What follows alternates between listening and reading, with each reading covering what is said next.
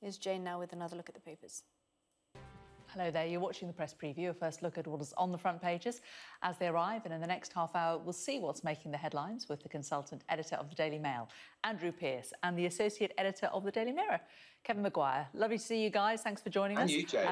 Let's see what's on the front of some of those front pages.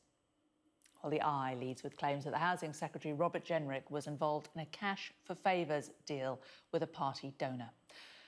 The Guardian says Mr Jenrick is now under pressure to resign, as does the Times. And that story also leads the front of the Mail. They call those texts cosy texts that damn Minister. PM making it app as he goes along. That's the headline in the Metro, as Boris Johnson is accused of not knowing his facts on track and trace in the Commons.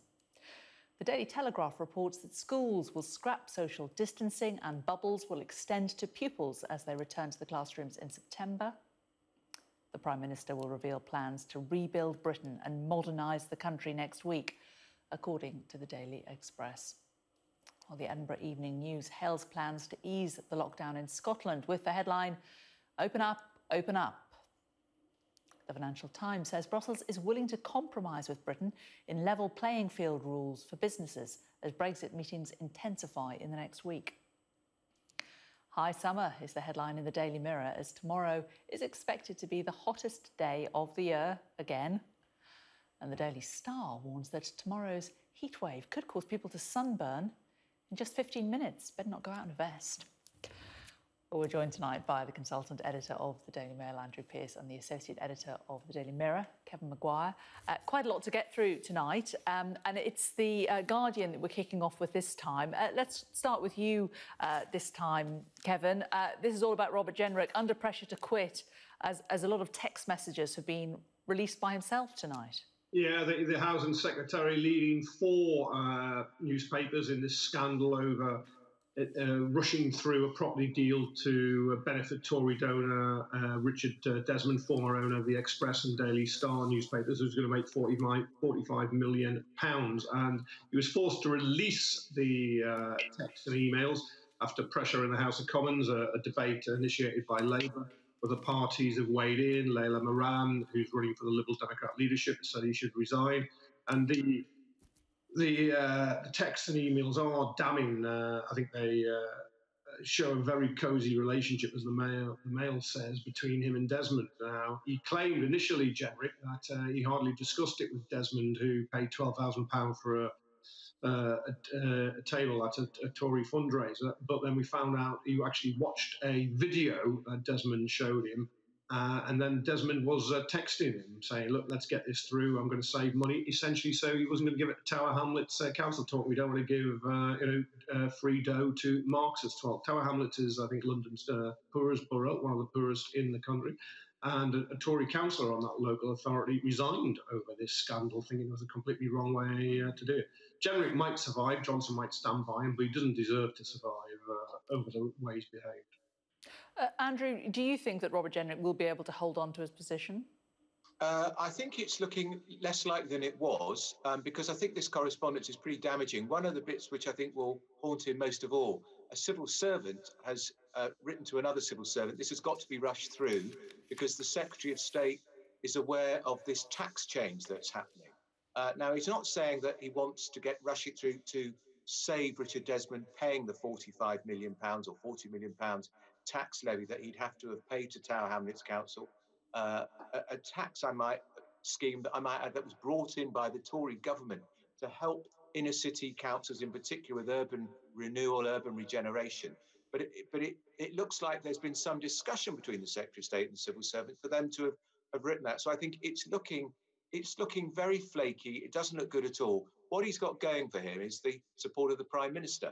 We've seen that with Dominic Cummings. If the Prime Minister sticks by his man or his woman, he can be immovable. Jenrick is regarded very highly by the Prime Minister, by his cabinet colleagues. He's one of 4 cabinet ministers who chairs a COVID committee, so he's integral to this whole battle against the pandemic.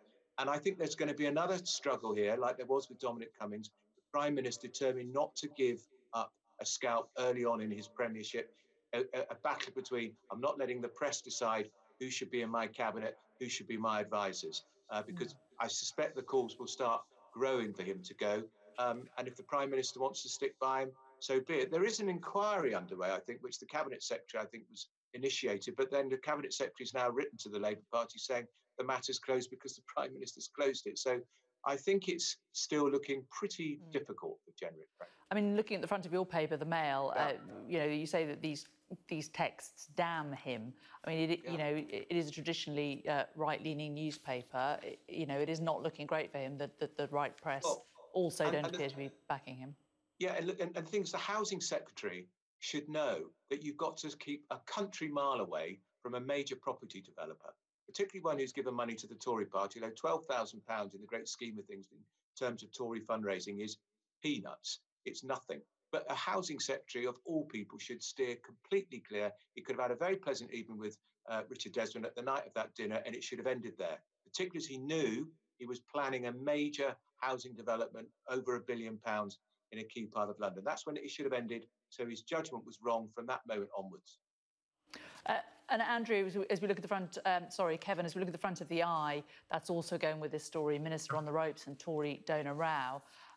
It does seem, you've pointed out, that actually for quite a small amount of money in donation to the Conservative Party, he seems to have saved a heck of a lot of money that could have gone to all sorts of decent causes in the local council. No, that's right. £12,000 gets you at a table next to the Housing Secretary. You can save 45 million by not paying this charge. Also, potentially not having social housing, or the number of social houses in the development. It's going to be 500 apartments, 44 floors. Going to save potentially another 100 million or so. So you can buy politics on the cheap. And I think these dinners are something of a scandal, because it's cash for access. You pay relatively little, and you get to sit next to a cabinet minister, and you can request who you sit next to. The Labour Party do it as well. Yeah, it's across party do it as well. Across the Labour Party are just as bad when they were in cabinet. We get the point. All political parties do these kind of fundraisers. Exactly, but it is wrong. It is across politics. We've got to end it, because it's a conspiracy against the public interest. No party should be doing it like this, or if you allow it, it should be declared immediately who is paid what to sit next to whom and what is discussed, because it is not in the public interest. And as you were saying, Jane, that 45 million pounds would have meant a lot to the people in Tower Hamlets, which is very poor. Instead, Richard Desmond, until it was overturned, was going to boost his own profits. Now, Boris Johnson said it was going to be the people's government. Well, is it going to be the people's government, or is it going to be for people who fund the Tory party?